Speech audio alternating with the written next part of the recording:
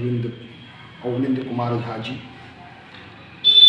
Doctor प्रतिभा Kiran ji, doctor स्तुति कुमारी और समवेत मेरे छात्र छात्राएं। आज का कार्यक्रम राष्ट्रीय युवा दिवस के रूप में मनाया गया। एक बात की मैं और आपको जानकारी दे दूं, संपूर्ण विश्व में युवा शक्ति भारत में सबसे ज़्यादा है।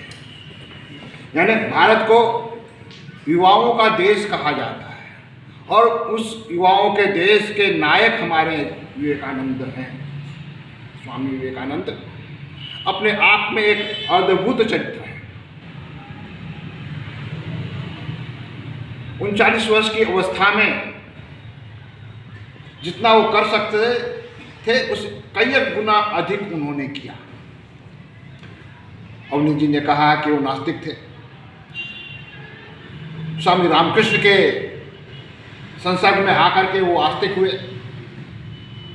माँ काली का उनको साक्षात दर्शन उन्होंने रामकृष्ण ने करवाया। चूंकि इनका परिवार गरीब परिवार था, इसकी धन की लिप्सा उनको थी। युवावस्था में तो सबको होता है कि हमको अधिक से अधिक धन हो, अधिक से अधिक हम खर्च करें, ऐश मौज करें, ऐसी इच्छाएं होती है। तो उनको धन की इच्छा थी और स्वामी रामकृष्ण से बोले, क्या माँ हमको धन दे सकती है? एकदम दे सकती है, जाकर मांगो तो। और 3 बार वो माँ काली के पास गए। तीनों बार उन्होंने जो है राष्ट्र हित की बात की, राष्ट्र का कल्याण कैसे हो, युवा शक्ति का कल्याण कैसे हो, और धन उन्होंने नहीं मांगा। जब वहां से आते थे तो फिर रामकृष्ण पूछते थे, धन मांगा? दी मां धन? ताकि ये कहाँ मांग पाया। तो ऐसा चरित्र था कि मैंने गरीब में रहते हुए भी, धन की आवश्यकता रहते हुए भी धन की कामना नहीं की, राष्ट्र की कामना की, और राष्ट्र के लिए वो समर्पित व्यक्तित्व थे। शिकागो का धर्म संसद विश्व की एक ऐतिहासिक घटना है, या जिसको हम युगांतकारी घटना कह सकते हैं, जहां से भारत की एक अपनी पहचान बनती है। भारतीय जीवन दर्शन का संपूर्ण स्वरूप वहां प्रस्तुत होता है और हमारी आत्मीयता अपने भाई और बहन के रूप में संबोधित करने से जो होती है, उसका प्रथम अनुभूति शिकागो के धर्म संसद में अमेरिका के नर नारियों ने किया था।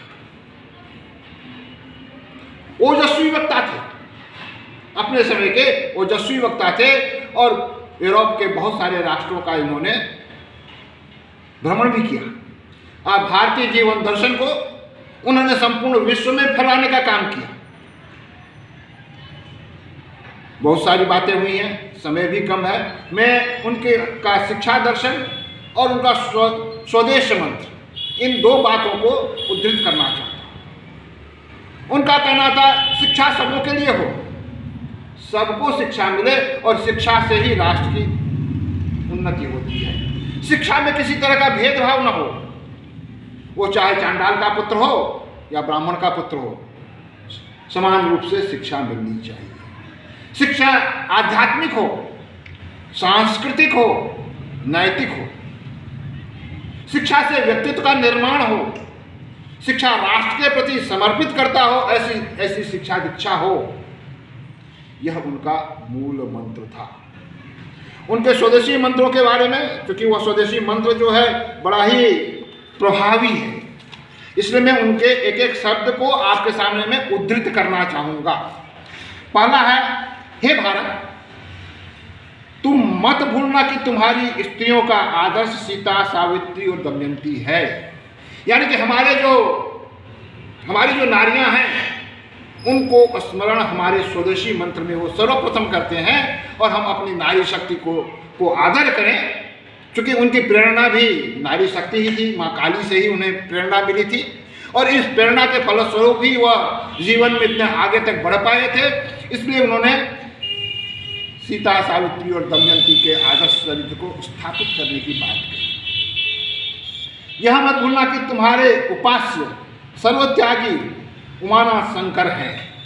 फिर वह स्मरण करते हैं स्वदेशी मंत्र में महादेव, देवाधिदेव को, औढ़र दानी को, जिनको अपने पास कुछ नहीं है, नंगे बदन रहते हैं, कॉपिन और मृगचर्म से, बाघ चर्म से उनका काम चलता है, सवारी के रूप में बसा बैल का इस्तेमाल करते हैं। रहते कहाँ हैं? कैलाश पर्वत पर, जहाँ माइनस में टेम्परेचर रहता है।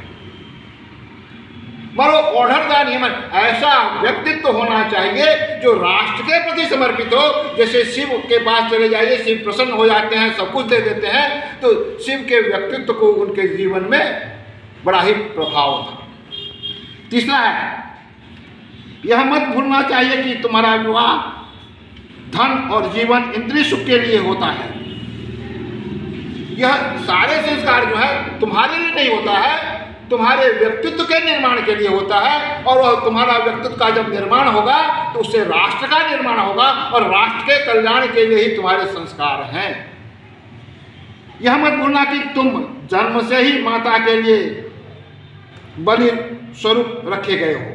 माने माता के प्रति, माने माता माने राष्ट्र, भारत माता, भारत माता के प्रति तुम्हारा यह जीवन जो है वो भारत माता के प्रति समर्पित है। इदमन राष्ट्राय स्वाभिमान, यह जो कुछ है वो राष्ट्र के लिए है, और यह भावना हर व्यक्ति में होना चाहिए, और खास करके युवा शक्ति में तो और अधिक होना चाहिए। तुम मत भूलना कि तुम्हारा समाज उस विराट महामाया की छत्र छाया है। विराट पुरुष की परिकल्पना आपने की है। जब अर्जुन को युद्ध में व्यामोह हुआ तो कृष्ण ने विराट स्वरूप का दिग्दर्शन कराया, कहा कि इसमें देखो तुम कहाँ हो, संपूर्ण राष्ट्र उस विराट स्वरूप में समाहित है। तो युवाओं से यह अपेक्षा की जाती है कि आप विराट स्वरूप का प्रतिनिधित्व करें।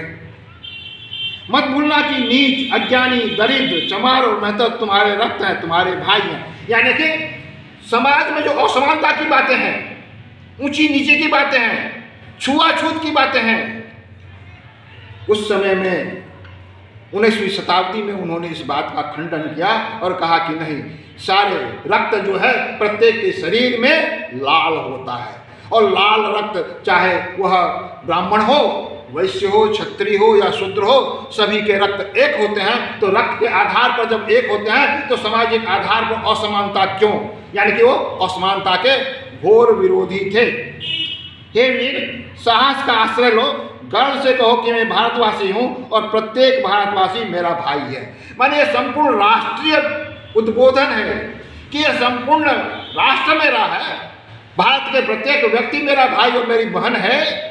इस बात को प्रत्येक व्यक्ति को जानना चाहिए और इस बात के साथ चलना चाहिए। कहो कि अज्ञानी भारतवासी, दरिद्र भारतवासी, ब्राह्मण भारतवासी, चंडाल भारतवासी सब मेरे भाई हैं। तुम केवल कमरे में कपड़ा लपेटे गर्व से पुकारते रहो कि मैं भारतवासी मेरा भाई है, भारतवासी मेरे प्राण हैं, भारत की देवी देवतियाँ मेरे ईश्वर हैं, भारत का समाज मेरे बचपन का झूला, जवानी की फुलवाड़ी और बुढ़ापे की काशी। यानी काशी क्यों कहा गया? काशी जीवन और जीवन के बंधन से मुक्ति दिलाती है। हमारे यहाँ हिंदू समाज में सनातन धर्मावलंबियों के भी यह आस्था है कि काशी में यदि मरेंगे तो हमें मोक्ष की प्राप्ति होगी, माने जीवन के बंधन से मुक्त हो जाएंगे। यानी संपूर्ण राष्ट्र के साथ साथ उन्होंने संपूर्ण समाज को एक साथ बांध करके हमें दिशा निर्देशित किया। भाई बोलो कि भारत की मिट्टी मेरा स्वर्ग है, भारत के कल्याण में मेरा कल्याण है, और रात दिन कहते रहो कि हे गौरीनाथ, हे जगदम्बे, मुझे मनुष्यत्व दो। माँ, मेरी दुर्बलता और कापुरुषता को दूर करो और मुझे मनुष्य बना दो। यानी कि मेरी दुर्बलता, मनुष्य के भीतर जो छिपी हुई दुर्बलता है उसको दूर करे और इस राष्ट्र को समृद्ध बनावे और सिर्फ हमें मनुष्य बना दे।